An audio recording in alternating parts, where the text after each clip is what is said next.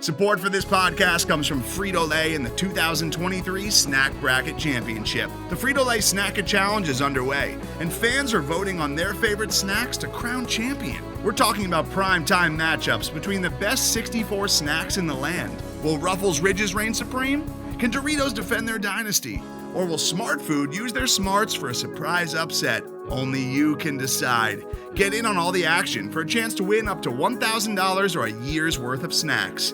Let your snacks be heard. Just go to fritolaysnacket.sbnation.com to vote and enter for a chance to win. No purchase necessary. Sweepstakes ends April 3rd, 2023. Void where prohibited. Year's worth of snacks awarded in the form of 52 coupons, each good for one bag of chips. See official rules at fritolaysnacket.sbnation.com.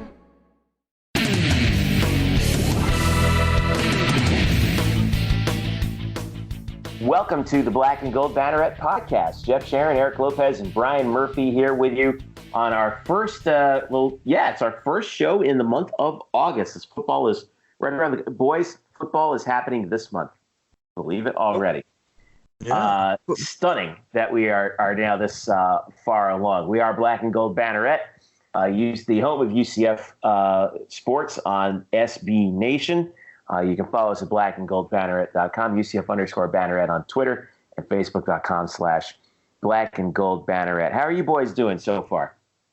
Oh, it's a great night, Jeffrey. For those who enjoy baseball, it's been fun watching the Yankees beat up on the Orioles, and then also watching the Orioles' highest paid / worst player go after their own manager. Fantastic. What an evening for the enjoy the baseball while you've got it.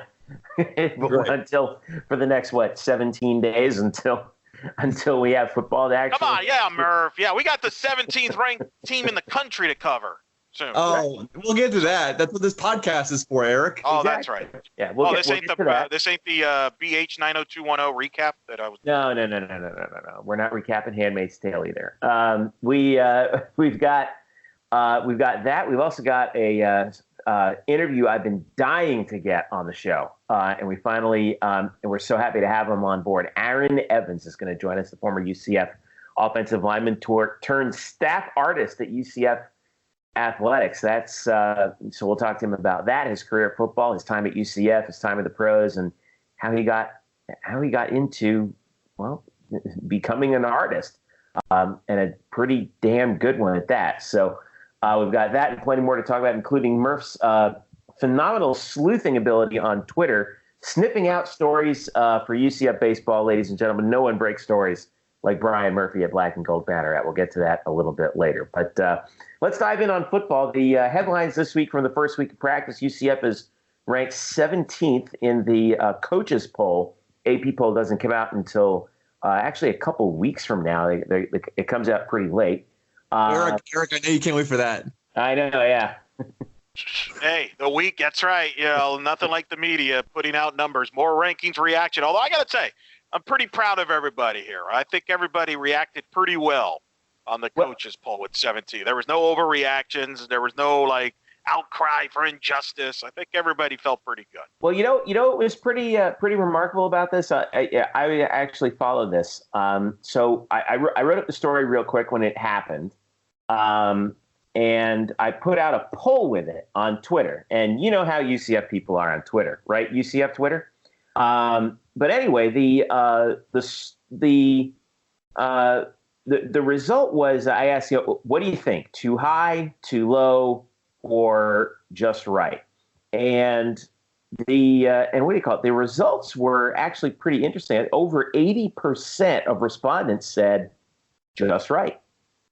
So you're right. There really wasn't any overreaction to it at all. So I thought that was encouraging to see. You guys agree with that? Yeah, it's not over 80%. 78% said just right. 14 too low, 8 too high.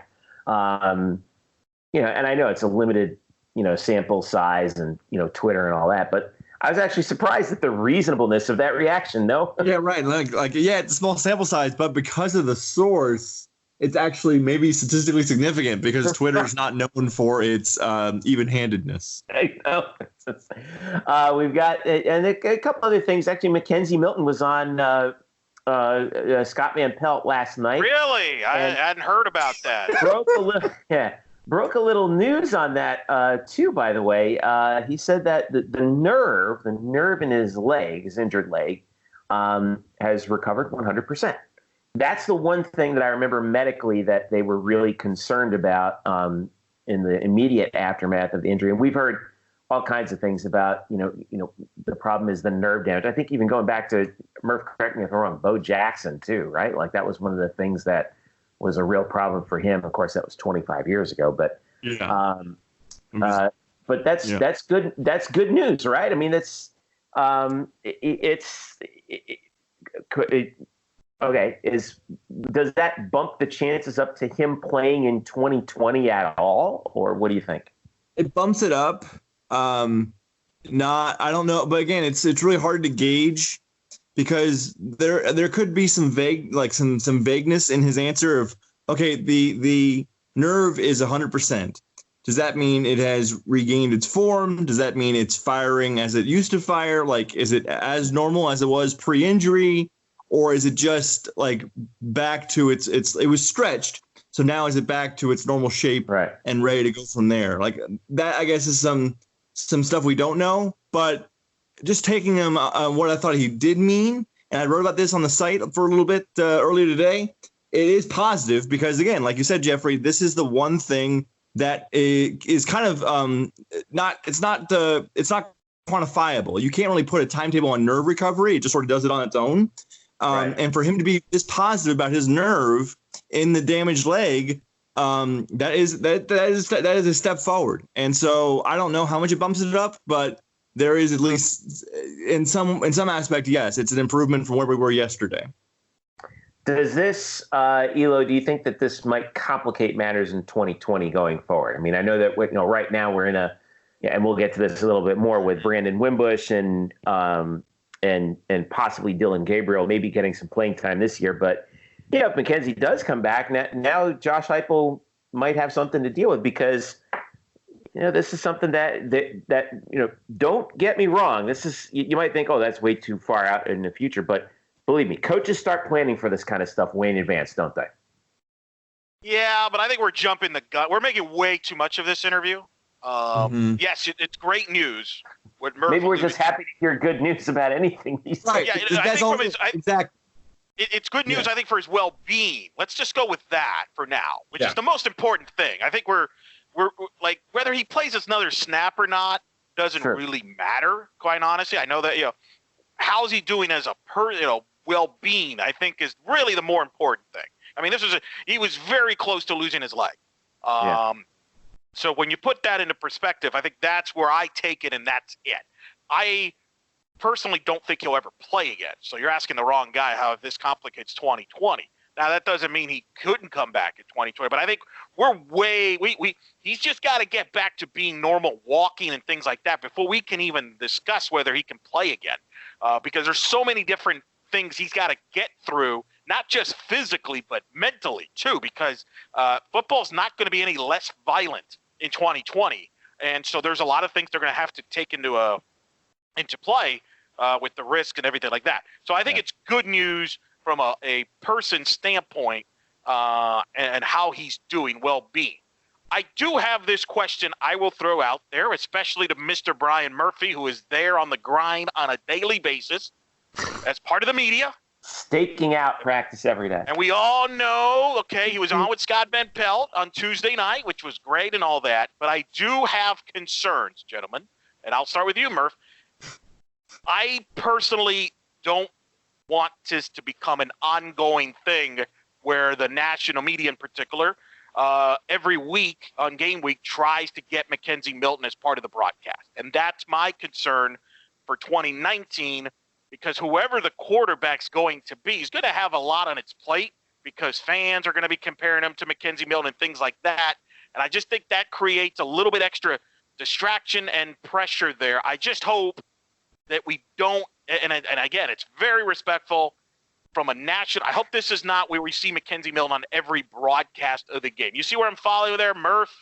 Right. What do you think? But it depends on what your standard is as far as him being a part of the broadcast. When you look at the position, he's the best player they have possibly on the entire team. He's the most important player at the most important position, and he's obviously hurt.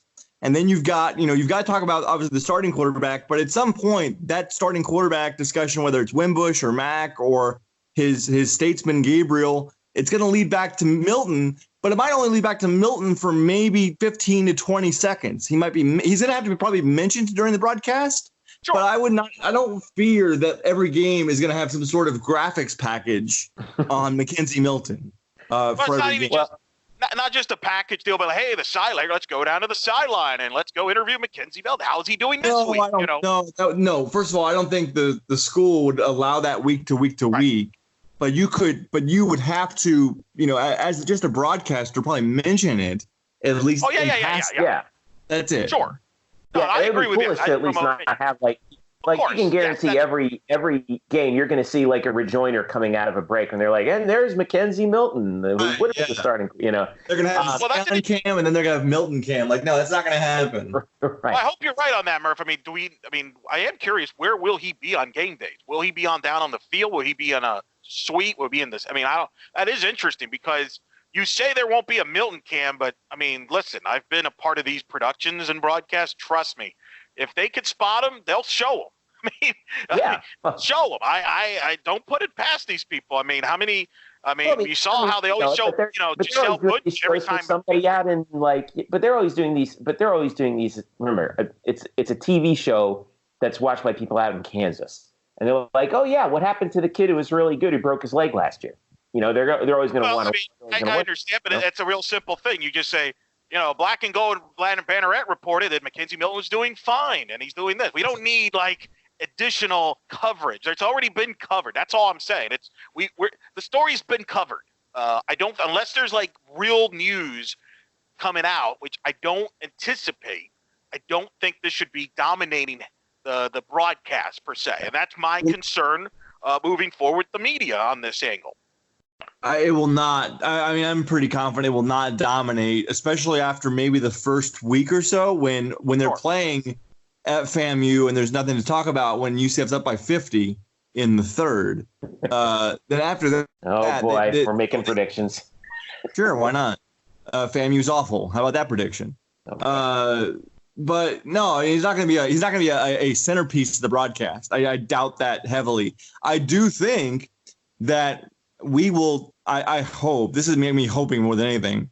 I hope we get to talk to McKenzie before the season starts once, and then maybe once or twice during the year, as part of as he's put in front of the media. I hope that's happened. I hope that happens for us. But I do not expect him to be a staple of every national broadcast that UCF is a part of. I would be surprised if that actually happened because the biggest storyline I think so far this year is going to be how is UCF going to do at the quarterback position in McKenzie Milton's stead. And I think McKenzie is also mature enough and understands the situation where I'm not going to crimp in and give my seal of approval or be perceived as giving my seal of approval to any one guy because it's their show. I need to stay out of the way. I'm not going to play this year. So we've been we're writing actually this week our 5 biggest questions regarding UCF football. Number one, obviously, was who's the quarterback. Murph, you've had a pair of them. One on who's going to be the slot guy, and then how's the DL looking this year. Luke Saris has got one coming, then I've got one on Friday. But and make sure you check Black and Gold Banneret for all the latest on that, of course, promo. But as of right now, I'm actually, I shouldn't be surprised that this is, Josh Heupel plays things very close to the vest. We saw that in the ECU game last year when he literally waited until the last possible second to send Darryl Mack out there, even though he probably knew he was sending him out there all week. But do we know anything right now about who has the pole position for the quarterback position at all? No. Okay. Do you think we'll ever know until the first snap against FAMU? Probably not.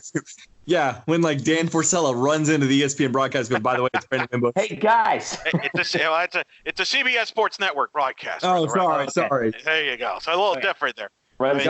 Tells our buddy Dave Ryan, who's the starting quarterback is. right at kickoff, like it's Wimbush. Right. As you can see, look, we know what we're doing here. We're all kind of grasping at straws. We're parsing words. We're trying to get any morsel of information that we can strain out of Josh Heupel. But it's going to be impossible. Same with Jeff Lebby, the quarterback's coach. There is a scrimmage tomorrow, the first full scrimmage of fall practice. They will play under the lights. They will run about 100 plays. They will cycle through each of the quarterbacks and put them all in game situations, put every player in game situations. And then we will meet with all able to see it. We will, and then if you're looking forward to seeing it, guess what? You can't unless you are part of the UCF football team.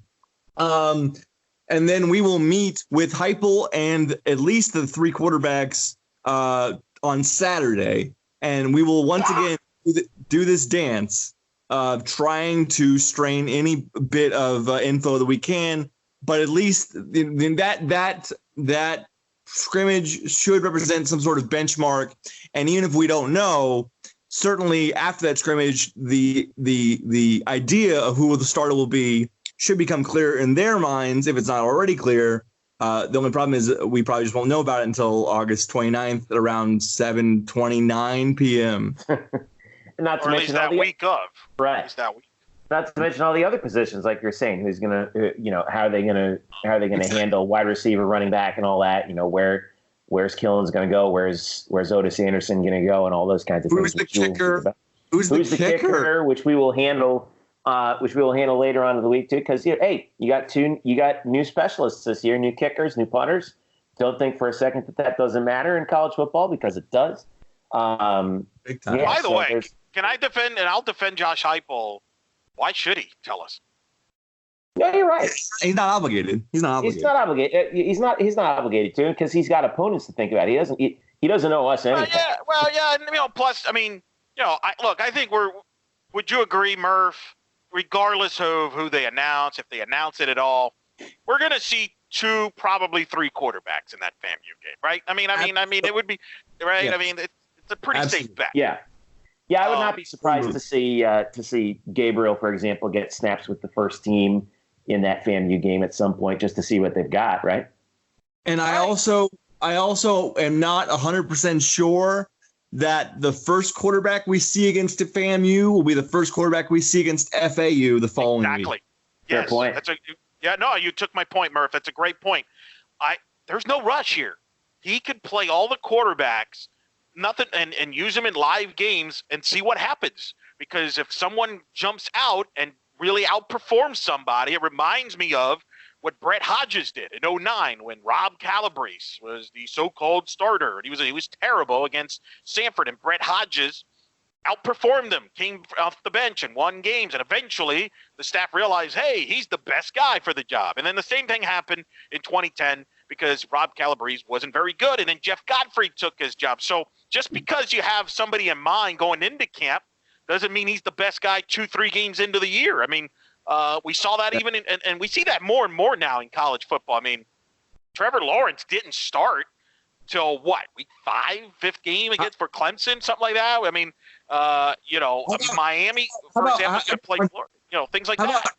How about Ian Book at Notre Dame? Who'd he replace? Right. Brandon Wimbush. Right. Brandon Wimbush. Heck, I mean, Murph, you and I worked the Alabama game against Louisville. We all assumed that Tua would be the starter, and he was, but Nick Saban didn't even announce a quarterback when we were working the Alabama-Louisville game, right? That was part of our job. We had to let people know, hey, who's number 13 is under the first snap.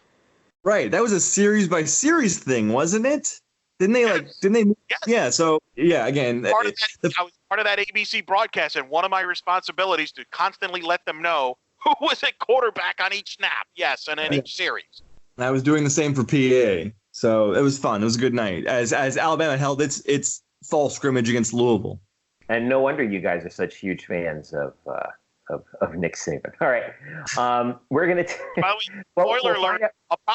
We'll be doing if the Miami Florida game. We'll probably have a similar situation with the Miami quarterback because they probably won't name one either. So this is just college football, and I know it came out Wednesday, and Murph, you tweeted about it, where you don't have to give out injury information in college like you do in the pros. And stiff-arming the gambling community on that too. Correct. Right? So As correct. And Murph, you can expand on that. But as a result of that, a college coach doesn't have to give out anything right now. Yeah, it doesn't need to be expanded upon. It's pretty evident what's trying to happen. Look, the gamblers and the line setters would like to know who's going to play and who's not, and someone be truthful about it. That would really help their bets. Other than that, it is what it is. But because it's got shut down for another year, at least one more year, we're going to have every college coach for another year act like Bill Belichick, and that everyone is questionable or probable or probably questionable. Listed as probable. Arm. Exactly. All right. Well, at some point we will find out, and at some point someone's going to be winning games. It'll be pretty obvious to everybody who it's going to be at that point. So we'll be monitoring practice that we can't watch and looking for any clues. Murph, I know you're there trying to get something. Best of luck to everyone out there. You know what? You guys should all just rotate each day when you talk to Josh Heupel. Just have a different person ask him the first question, and that first question should be, "Who's the quarterback?" It's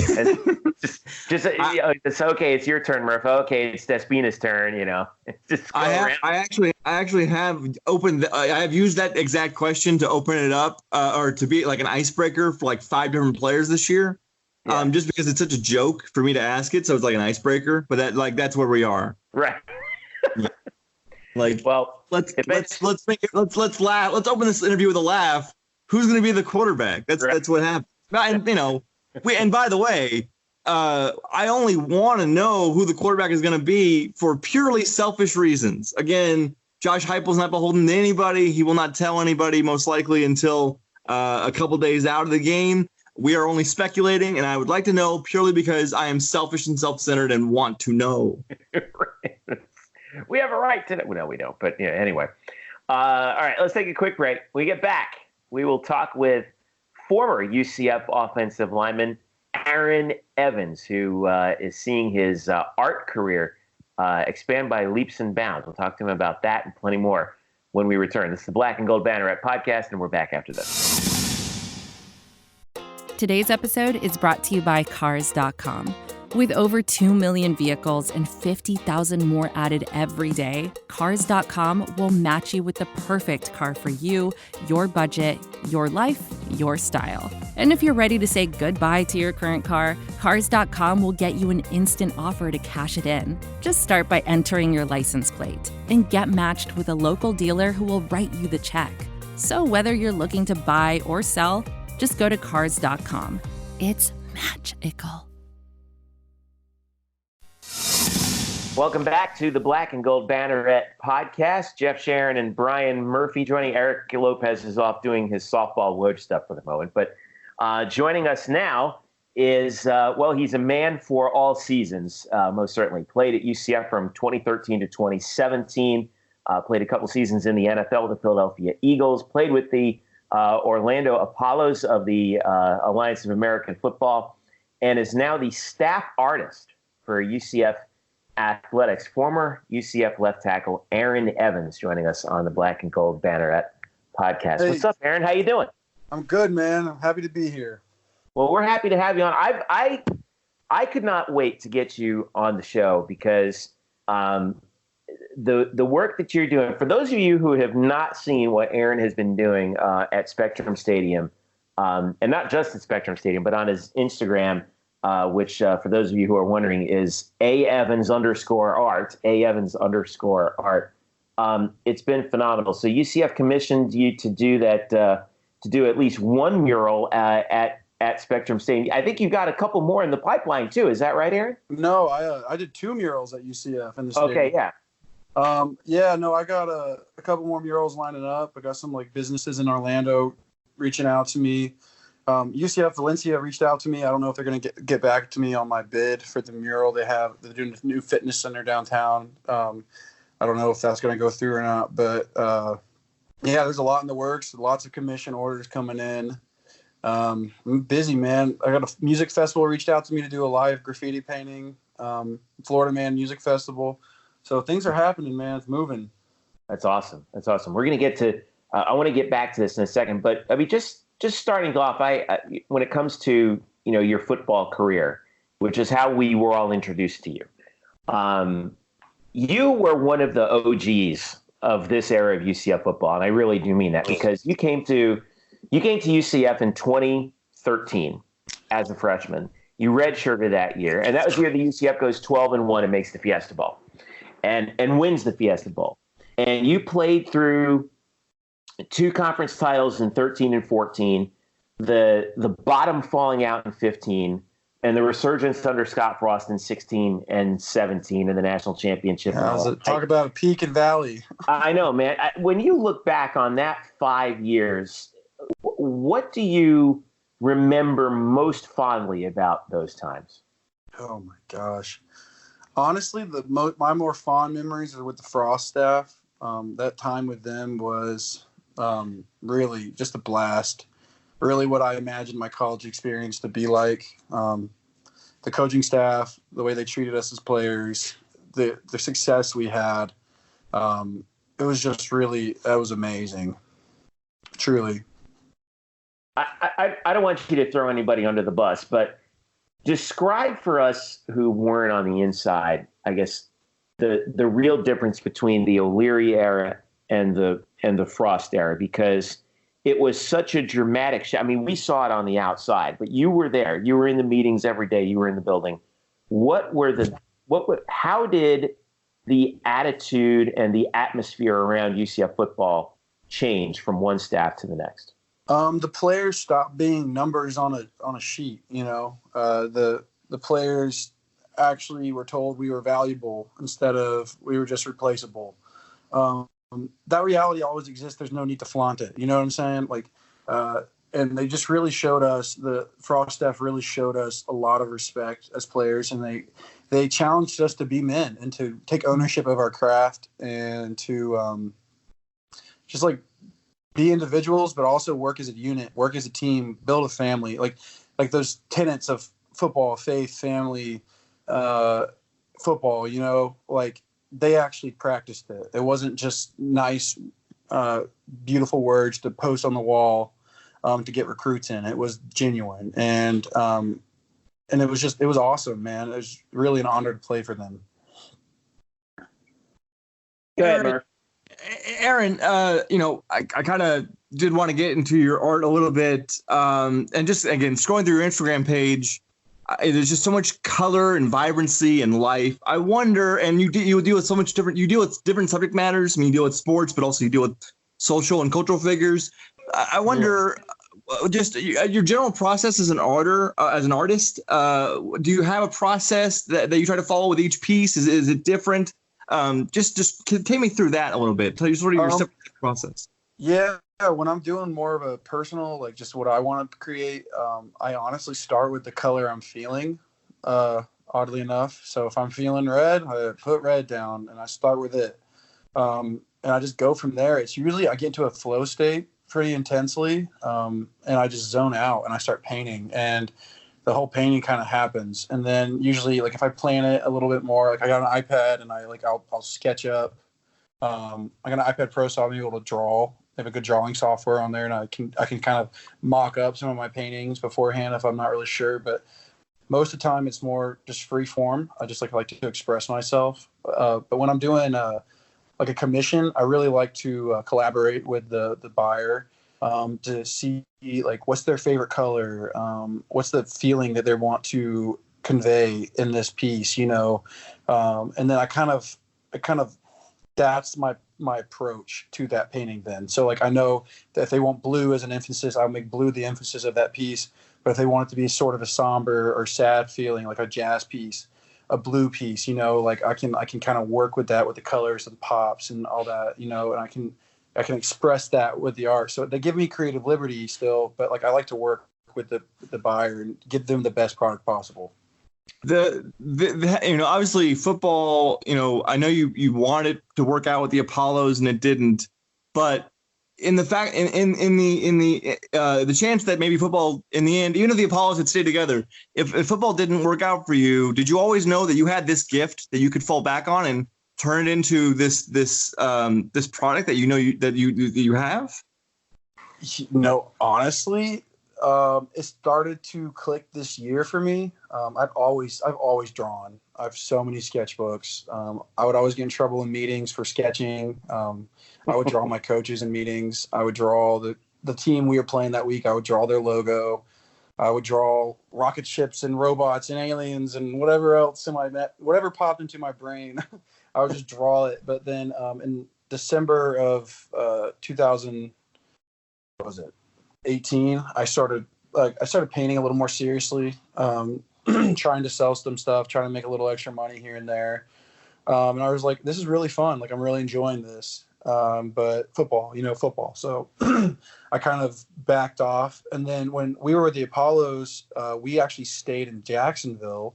Mm-hmm. So like I was fully anticipating on being in Orlando and like being around my friends and all that stuff. So I was kind of isolated in Jacksonville. Like we just went to practice and we came home and I sat in my hotel room most of the night, so I started drawing a lot more, started painting a little bit more. And I was like, this is something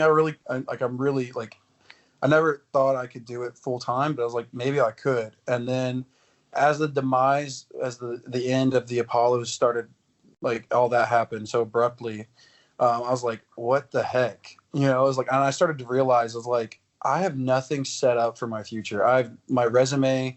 I have no job experience. I have because I've always been an athlete. I have accolades as an athlete, but what does that mean in the real world? How does that translate? Leadership or whatever, but like I don't know how to fill a spreadsheet out.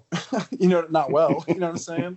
No, I mean I've read articles or a couple with you quoted in them after the downfall of the alliance, and you sounded pissed. That's all I would say about your responses. Oh, listen, well, right. They're doing a documentary on it, and they filmed me yesterday. No kidding. And you'll hear how I feel, but to say the least, but no, I painted. The first big painting I did was the Nipsey Hussle painting. When Nipsey Hussle passed away, it really, like the roommates I had at the Apollos and like the friends I'd made, and just a lot of the friends I'd made in general through football and everything, it really affected those men, like his passing. And it was compelling to me. I was like, wow, these guys are pretty insensitive usually, but this man's legacy has really left an impact on their lives. And I was like, I want to learn more about him. Mm-hmm. So I did some research and digging, and I was like, wow, he's actually a profound figure, and I painted that piece in kind of like in honor of him, and like the knowledge is power, like handling your business, handling your stuff. And like, I respect that, So that's the first piece I did. I did it on a piece of plywood. My stepdad had some plywood left over from like the hurricane prep. And I was like, can I paint on it? And he was like, yeah, go ahead. So I went out in my yard, I got spray paint and I got some just paint, and I went to town, man, for hours, and I finished it, and it sold the same day. And I was just like, and it sold for like a grand. And I was just like, oh my gosh, really? Like, this is real. Like, I couldn't believe it. And I was like, this is viable. Like, this is a really like a viable option. If I hustle, like if I put the same work ethic that I put towards football into my art, the sky's the limit, Yeah. That's when it started really gaining steam for me. And then I hit a brick wall pretty hard. I was still painting, doing my thing. It was going well. And the Chiefs called me, and they were like, we want you to come out for a workout, for a tryout for mini camp. And I was sick to my stomach. Like, I was like, this doesn't feel right. I don't really know what I should do, but this definitely doesn't feel right. But I didn't just make a decision. I sought counsel and all that. But then I was praying in my yard, really the decision to do the art full time, to make it a viable option for myself, because I wasn't sold. Because, the whole stereotype of the starving artist, right. That way was weighing on my head. And I was like, I want to be able to provide for my family one day. I want to be able to be at that type of person. I'm not trying to be some scrub, and I was in my yard praying. I was like, God, listen, I'll go play for the Chiefs, but I don't want to. I don't feel right about it. I want to paint. I was like, but I need a sign. Like, I need you to give me a sign. Like, I need you to smack me across the head. I need to drive by a billboard that says, Aaron, this is what you need to do. I need I need something to happen. You know what I mean? And I mean, as soon as I finished that prayer, a family friend calls me and she's like, don't talk. She interrupts me before I could say hello. She's like, don't talk. She's like, God wants me to tell you something. And I'm like, oh, okay. And she's like, God's going to use you more in art than he ever did in football. He's going to give you bigger platform. He's going to give you more resources, more network.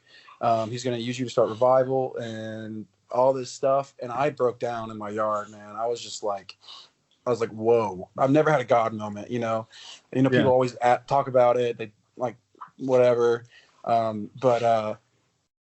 But yeah, so I called my agent that night and I told him I was done. I called the Chiefs back and I told him I was good. That I would not be representing their organization well if I went and played for them, because I would just be using them for money. Because that's really, honestly, that would have been the only reason I was going. Yeah.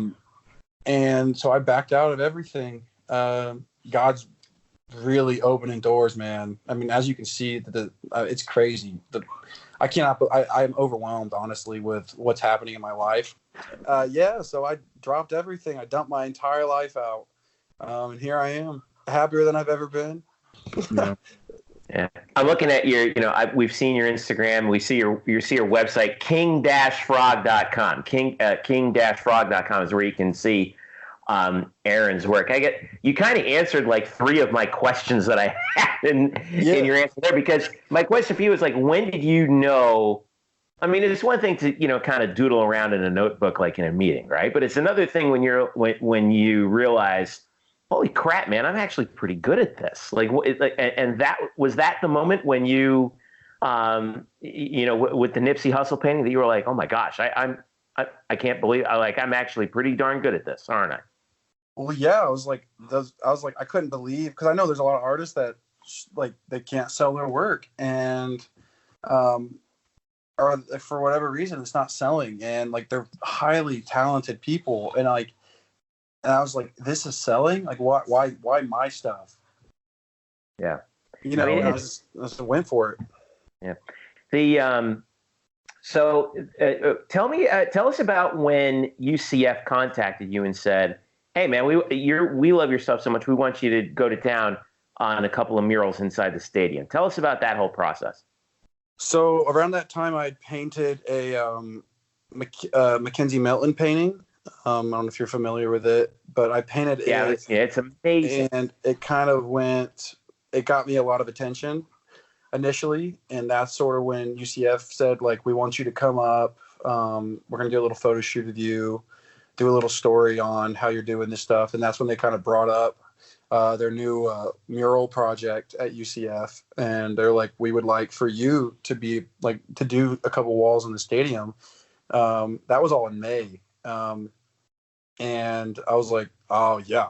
Cause I'm in a phase of my life right now, because I really feel like I'm invincible. And I don't mean that arrogantly. I mean that in the sense, I got God on my side kind of thing. I've never had a God moment so vividly in my life. So it's I feels like every door that's opening, I need to be a little bit prudent, but I'm just going to step through that door. You know what I'm saying? And that door swung open and I was like, yes, I'm in. I don't know what I'm doing, but I'm in. I've never painted a wall mural, but I was like, I know what I'm doing. That's what I told him. I was like, I got it. And yeah, so that's when we started getting the talks, and then we just built up progressively till when I actually did the work. And they time lapsed it for you too, which I think was just so cool to see. Oh yeah, your process. It was so neat. My favorite one that you did is the one of, I think it's Justin McCray, right? Yeah. Yeah, with the and it was the one that Jordan commissioned for him for his birthday, which I think is just the best gesture from one brother to another, and to ask you to do it, I think that must have been a real honor too, because it was such a fun experience for me. I was like, wow, just knowing them so personally and playing with them, and just the whole what you just expressed. It was just a cool experience for me. It was surreal. It was fun though. It was awesome. Right. What's next for you? What do you want to, when you think about not your next commission piece, but 5, 10, 15 years down the line, what are some of the things that you want to do with your art? So one of the things I want to do is I want to continue to do mural pieces for anyone and everyone. I also want to create, one of my goals is to open up a shop, storefront, with a coffee shop vibe, but like a big paint studio in the back. And I want to have a variety of types of classes, like emotional intelligence, it's like self-expression, open paint night, formal classes like painting with a twist, like wine and all that. I want to have kids painting classes. I mean, you name it. But I also want this place to be like my mission for King Frog, like my vision for it is I want to create a community. Like I want to build a community of people who are centered around growth mindedness and love and like just pouring into one another and being authentic.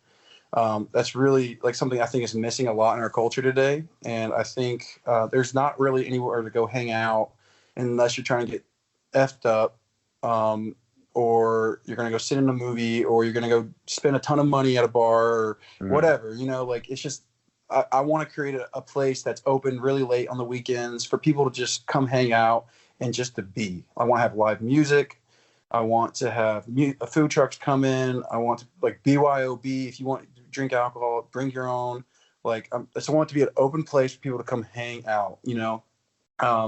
I want to create the environment for people to come be as they are and to make new friends and to just express themselves in a way that doesn't really exist in our culture. That's awesome, dude. I mean, it's something that certainly, I think you're right about that. It's a place where, in a way, I think a lot of people kind of view this term as derogatory, but I don't think it is. It's sort of, I think to be what you're describing is a sort of safe place for people to be themselves.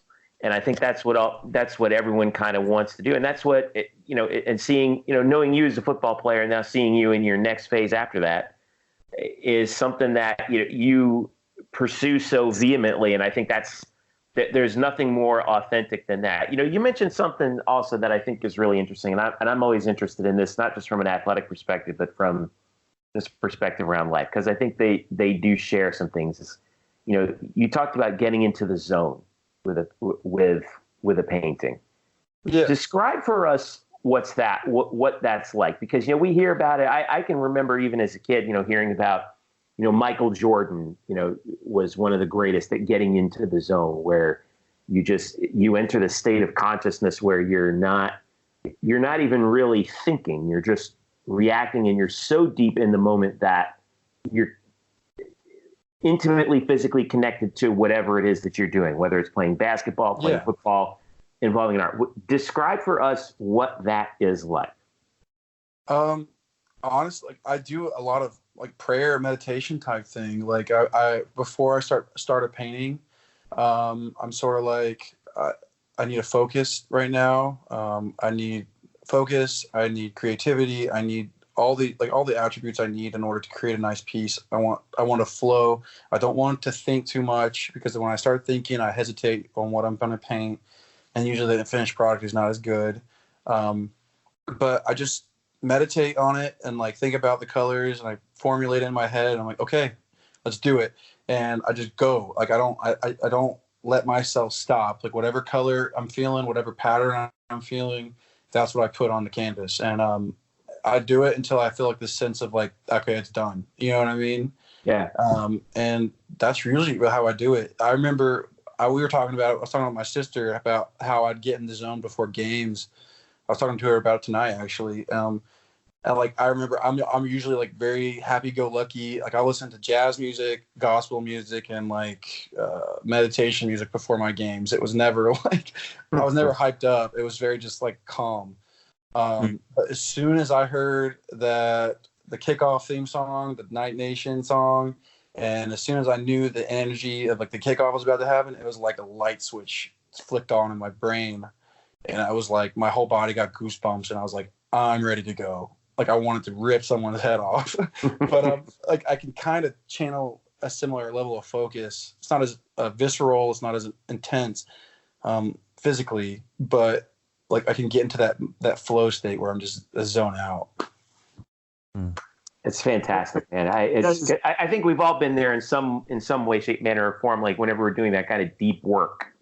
Yeah, exactly. I mean, if you're passionate about something, you zone out. Like if you're really entrenched in it, be where your feet are, like just be passionate about it and just go, man. I mean, you'll be surprised at what you can do. Go ahead, Murph. Well, I love that about not hesitating, because you don't want to, there's no time for rethinking anything. You don't question yourself. You just believe it and you do it. That's fantastic. I do want to ask a dumber question. I'm going to ask about football, and specifically this UCF team this year. Just how much are you looking for? I mean, we know you're still a huge fan. Obviously, I'm assuming you still keep in touch with some of the guys. Oh, like yeah, maybe I don't know. I was there yesterday, dabbing them up before their lift. Yeah, right. JJ and Jake Brown and guys like that. Oh, Jake Brown's one of my best friends, man. That's awesome. So he was my roommate in college. Me and him were just like, we're boys. He's like my brother, man. So, no, I'm very, very excited to see what this team does this year. I know they got a quarterback dilemma, but I also know that their offensive line is stacked right now. I know they got a lot of guys that really, really care. They got a good coaching staff, and I really do believe that this could be a highly productive team. Their team is very cohesive. Like if you watch the media that the UCF football puts out and any of the clips you see from the locker room and stuff, you can just tell that these guys are really meshing really, really well. Like they genuinely care about one another. And honestly, that will drive success so much more than a lot of things, that cohesiveness. Because if they can work together and they care about each other, like they're limitless, Yeah. So I'm excited to see what happens this season. It sounds to me like what you're talking about is like chemistry. And that's the thing that I think we've seen so much from the last 3 seasons is, and you mentioned this before, is that chemistry is the secret to putting together a good team. Yeah, no, yeah, that's what I mean. Like Frost, I can't speak as well for Heupel, but I see it. But it's so important for the guys on the team to care about each other. When we went 0-12, no one cared about each other. It was every man for himself, just survival. Everyone was in their own bubble. It was the perfect storm. And like coming together and learning to trust one another and to learning to depend on one another and seeing your brothers go all out for you in workouts, to communicate with one another and all that stuff, and just building that brotherhood beyond the sport, just as men, like men being friends, iron sharpens iron, and it speaks volumes to the coaching staff, and it speaks volumes to the success that the teams have had. Yeah. Jake hasn't told you who the quarterback is, has he? No. And I wouldn't tell you if you're going to ask him that, Murph. I mean, I'm asking for a friend. It's nothing personal. No, I don't know, man. I really have no idea. Murph has like inside joke where he asks everybody who's the quarterback. Yeah. No, literally, Aaron, I've opened up like 5 or 6 interviews this fall with the first question being who's the quarterback, just to break the ice, because that's funny. Yeah. Aaron Evans joining us here on the Black and Gold Banneret podcast. So as we wrap up here, real quick, Aaron, where do you want people to, if people are interested in seeing the work that you're doing, where can they go to see your work and then reach out to you? So you can reach out to me on Twitter. I believe it's @Evans_66. And then on Instagram, it's @Evans_art. And also my other handle for my business is King_Frog1111. But, honestly, you're going to have a more, what's it called? It starts with a C, complete, not the word complete, but you're going to see a full collection of my work. You're going to see a more extensive selection of the things that I've done, things that are available at king-frog.com. That's my website. You can also get my merchandise there. I'm releasing new designs for T-shirts and my logo and all that stuff. But that's where you can see all the stuff that I'm doing. You can see the news articles. I've compiled everything there. So it's just sort of like a overall, that's the king-frog.com is really the best place to see everything. And you can see all my contact information on there as well. Yeah, just amazing stuff. And we're lucky to see somebody express their talents in the way that you do. And here's to all the success in the future, and stay in touch, man. Hopefully with this certainly won't be the last that we'll hear from you. And best of luck going forward. All right. Yeah, appreciate it, man. All right, Aaron Evans joining us here on the Black and Gold Banneret podcast. Stick around. We'll be right back after this. All right, welcome back to the Black and Gold Banneret podcast. Jeff Sharon, Brian Murphy, Eric Lopez with you here as we take a look at some news and notes from around the world of UCF sports. Murph broke some news this week, ladies and gentlemen. No, I didn't. Yes, he did. Breaking news. No, it's a Murph bomb, people. It's a Don't ever yes. say that again, Eric.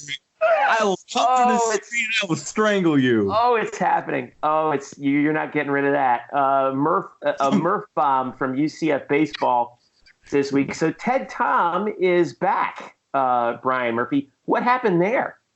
We should call it a Tom bomb because that just sounds better. And also because it was Ted Tom who really broke the news. I just found it. That Ted Tom, who last month in July got hired by Western Kentucky to be their assistant coach, a paid assistant coach, after spending 2 years as a volunteer coach here at UCF. Well, his time at Western Kentucky has come and gone because he's now back at UCF. He has replaced Ryan Klosterman as UCF's top assistant coach. Klosterman, we mentioned on the podcast, it was a couple weeks ago probably, has taken the head job at Bryant University up north. So Ted Tom left UCF baseball technically for about 3 weeks, maybe a month, and now is back, thankfully, with a paying job under Greg Lovelady. And if you are on Greg Lovelady's Twitter, he is evidently clearly over pumped. the moon about it. Is jacked. Understandably so, because he was the only guy left in the building when everybody left. Now, I remember you talking about how college baseball is kind of a small community, and I'd be interested to know how the inside story of how that all went down, because you'd be interested to know. I mean, but it's not like Ted Tom was hired to be the head coach at Western Kentucky. I think that's the other thing too. So went from a non-paying job to a paying job, and then left that job to go back to the place where he came from, but taking a paying job here now. Right. So Ted is back. And clearly, Murph, clearly it was funny because I remember you and I spoke in the car coming back from football media day about when Klosterman left. And we're like, man, I wonder if Ted Tom, if he, if he would have known, would he have stayed, type of thing. Right. And now we know the answer. If he would have known, he would have. He just clearly didn't know. When you're a volunteer assistant, it's like you're going to take the job that gets you money. And I think the other thing too is so Klosterman getting the job at Bryant it's one of those things where it's not like Klosterman knew the entire time that he would get the job, because there's an interview process, obviously. And so it was just kind of bad timing how it worked out like that. But I think all's well that ends well. So Ted Tom's back at UCF. Greg Lovelady's very happy about that. And if Greg Lovelady's happy, we're happy. Mm-hmm. A couple other, some more watch list stuff. Greg McCrae, who I think has kind of been a little underrated this year with the preseason awards, is named to the CFPA Performer of the Year watch list for UCF football. Fewer than 70 season tickets remain in Spectrum Stadium for UCF. So they're trying to get to the point where they're sold out for the rest of the year. Let's see what. Todd Dagenet, UCF volleyball head coach, has been inducted or will be inducted into the Upper Peninsula Sports Hall of Fame in his native Michigan. Todd's from the UP, so congrats to Todd. I know he's really happy about that, and he's a proud Michigander as well. So, here we go, Eric Lopez. The preseason rankings for men's soccer came out, and wouldn't you know it, that the highest ranked team on UCF's campus right now, this moment, is not UCF football at number 17 in the coaches poll. It's UCF men's soccer at number 15 in the United Soccer coaches poll. So they will start the season right there. Fair, would you say, Eric Lopez? It's a good question. They lose 10 seniors from last year's team, but they do return good talent, including Cal Jennings back, who's on the Herman watch list, which is the Heisman Trophy of men's soccer. And there's one other UCF men's soccer player that's also on the Herman watch list. So I mean, they're going to be the favorite of the American Conference, but I'll tell you, we're going to learn a lot about them soon because they open up at number 4, Wake Forest. Hello. Yeah. All this talk about scheduling. We don't have there's no like talk about scheduling home and homes and 2-for-1s here. No, we're just playing people. We're just going to play people here, and we're going to find out right away. That is look at the first 2 games of that schedule with men's soccer. We're going to learn a lot. I mean, you talk about Wake Forest, North Carolina. Where's North Carolina? Are they ranked? Carolina's in the 1st of September. I'll have to take a look at the rankings again, but yeah, they do have Carolina on September 1st. At least they have some warm-up games before that, right? They get FIU right before that, but then, man, they dive right on in. Ooh. That is just unbelievable. So we're going to learn a lot about them at Wake Forest, at North Carolina on that weekend, and then they come home and host Penn State on the 6th. But yeah, I mean, they're talented. They had a great year last year. Remember, they got to host national seed. And boy, they're going to be the favorites. I would be willing to bet for the American Conference, but we'll hope to have Coach Calabrese on in the future here. But it will be interesting to see how this team handles these expectations. Now, in their defense, they were the favorites last year to win the league, and they did very well. So, but now they've got a bullseye where they're ranked, and man, Wake Forest right off the bat, and then at North Carolina, nobody in any sport will have a first tougher 2-game stretch to start a season than UCF men's soccer in the country. Well, you mentioned Carolina. They're 6th in the country, or Wake is 4th, and they got 4 first-place votes in the coaches poll. Carolina's 6th, and they got 2 first-place votes in the coaches poll. So, they're going to be testing themselves right off the bat. They also have, looking down the line, VCU is pretty solid. Penn State's pretty solid. This is going to be a big year for UCF men's soccer, especially if they can get through those 2. Maybe get a result. And those are on the road too, in the Tar Heel State too. So and something to keep in mind. ACC Network opens August 22nd. I wonder if one of those matches, if not both, might end up on the ACC Network when you're talking about 2 top 15 matchups that weekend. By the way, Eric, you're right. Those first 2 games against that second game against FIU, that's an exhibition game. I thought it was a regular season game. It's an exhibition game. So they do start the season at Wake and at Carolina. So, and again, that'll be the interesting thing. UCF men's soccer might be the first UCF team to appear on ACC Network with one or both of those matchups. I would be surprised if at least not one of them will be televised on the ACC Network, which is planning on carrying a lot of soccer. And obviously it's a powerhouse conference in soccer. So, man, they ain't ducking anybody, man. We ain't ducking anybody. That's the message. Holy mackerel. The first UCF sporting event of the 2019-2020 season actually occurs this Sunday. It's women's soccer at Alabama on noon on Sunday. Murph, you making the trip? Tampa. It's an exhibition game. So they play 2 exhibitions at Alabama and then home for North Texas a week from Sunday. But their season starts on Thursday. The regular season actually starts Thursday, August 22nd. But the exhibition, man, right off the bat, dude, here we go. We're 4 days away. And, man, it's going to pick up real quick here in the first part of the fall. Let me ask you both this real quick, since we talked odds earlier, betting and things. What are the odds? What odds would you give men's soccer, women's soccer, and volleyball all hosting conference championship tournaments? A, here on campus, and then B, maybe even host NCAAs. Well, we know volleyball's hosting because the way that they started the way that they're doing the tournament is the previous year's champion gets to host. Yep. So we know volleyball's doing it. Men's soccer is going to be probably the favorites. They hosted last year because they won the regular season. They'll probably be the favorites. And women's soccer was literally, people forget women's soccer, had they beaten South Florida in the last game of the regular season, they would have won the conference title and would have hosted the tournament. So it's not that far-fetched. No, you're absolutely right. And women's soccer, coming up, it's funny how last year was you kind of consider that an off year and they were still an eyelash basically from winning the conference regular season tournament outright. I would put the chances pretty good. I mean, volleyball obviously has a 100% chance of hosting it, but boy, that would be a busy week, wouldn't it? Oh boy, God help us if that happens.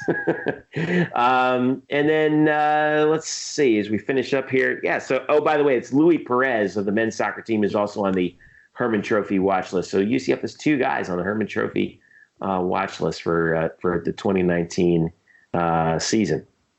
And last but not least, key for UCF men's basketball this week. They are in Spain for a foreign trip. They arrived in Madrid early Wednesday morning. They flew to Madrid. They flew from here to Philly to Madrid, and they have and they've got a few games that they're going to play. Let's see, Thursday. They're playing at 1 p.m. Eastern time, 7 p.m. local time against the team called the Madrid Generals. They have two more games on Saturday, August 10th and Tuesday, August 13th. They come back Thursday, August 15th. But Murph, I want to know what you think about this because I thought this was volleyball. Last year, right? Todd Dagenais took the team out to Puerto Rico. And there were a lot of newcomers on the team. One senior in Jordan Pingle. And I thought that summer trip for them was key in working out a lot of the kinks that normally it would take them probably halfway into the season to work out. Does that extrapolate to basketball with all the newcomers this year? I mean, I guess results. This is a results-based argument, or sure. We'll say at the end of the year whether it worked or not. But hindsight's 2020. Yeah, right. Exactly. Just on your premise, though, I thought the exact same thing. I mean, we heard Coach Dagenais bring up, before the season and then during the season as they were really rolling, how that Puerto Rico trip really brought them together because it was such a young team.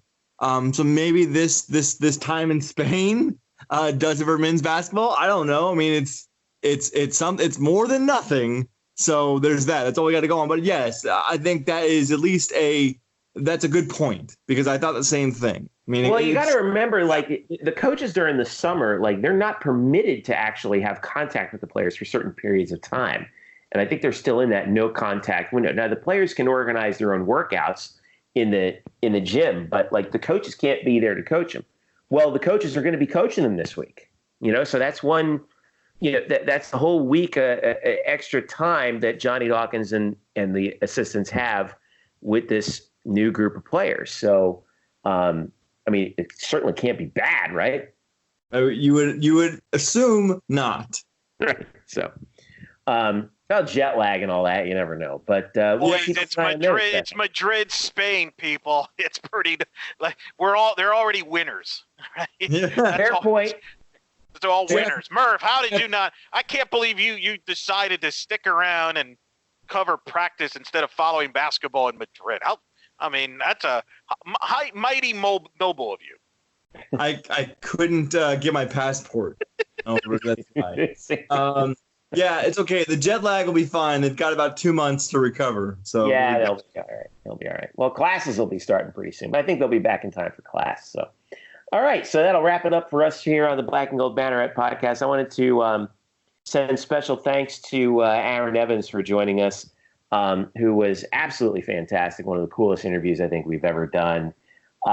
Make sure you follow him on Twitter at @Evans_66 and also on Instagram as well at @Evans_art and King_Frog1111 is also his business handle. King-Frog.com. King-Frog.com is his website. Head on over there, check out his stuff. It's unbelievable, some of the fantastic work he's doing. And make sure you check out the murals at Spectrum Stadium too. So when the first game rolls around later this month, oh my God, it's later this month. Murph, what do you got coming up this 3 weeks tomorrow, Jeff? I know. We're finishing up our five biggest questions facing UCF football. Murph, you got 2 of them up there. What else are you working on? Oh, stuff and things. I'll be scaling the outer wall of Spectrum Stadium tomorrow afternoon, I'm sure, to look at the practice. Will you And then be consulting body language experts to take a look at both quarterbacks as they leave the field and see? I'll be stalking parents and whatnot, and then we'll all come back on Saturday and talk to them, and I'm sure everything will be great. And it's like every practice, you hope everyone just stays healthy. That's all. All right, exactly. How about you, Eric? I know we're almost there with the top 25 games of last year. It's there. It's the conclusion is there. It's already controversial because the VCU game is ranked 6, which you could check out on fastpitchnews.com or on blackandgoldbanneret.com. Loss of the streams. Yeah, we got Dale there. I'm sorry, I was breaking softball stories while Aaron Evans was on, for crying out loud, because apparently softball jobs have to open in August, But softball Woj holding it down. I broke the FIU story, the hire earlier this week. I thought, all right, I can coast, and now the Maryland jobs open up there. I mean, it's just insane. But we have the rankings done for UCF. There's on blackandgoldbanneret.com, and we'll just kind of go from there. Plus, I'll be following Murph's videos. I mean, I thought, Murph, we haven't broken this down yet, the stretching this week was better than last week. I tell you, I put it out there on Twitter, and I don't regret it. I saw 15 minutes of stretching, and I came away convinced this is the best team ever assembled in the history of any sport in America. Really? You think they stretched better than 2017? They stretched better than the 1967 Cincinnati Reds. They stretched better than the 27 Yankees, really. Now we're talking. The stretching was on a different trend. Like, it was transcendental. It was indescribable. The stretching was amazing. Of course they stretched better than the 27 Yankees. The 27 Yankees did nothing but drink beer and eat hot dogs and go out there and hit home runs. That's successful. All right, as we finish up here at Black and Gold Banneret, we've got the 5 biggest questions we're finishing up. We'll be finishing Eric's top 25 games, and we'll be getting ready for football season as we roll through here in the last few weeks of, not much going on until stuff really does start happening. So once again, thanks to Aaron Evans, and thanks to you for listening. For Eric and Brian, I'm Jeff. Thanks for listening. This has been the Black and Gold Banneret Podcast.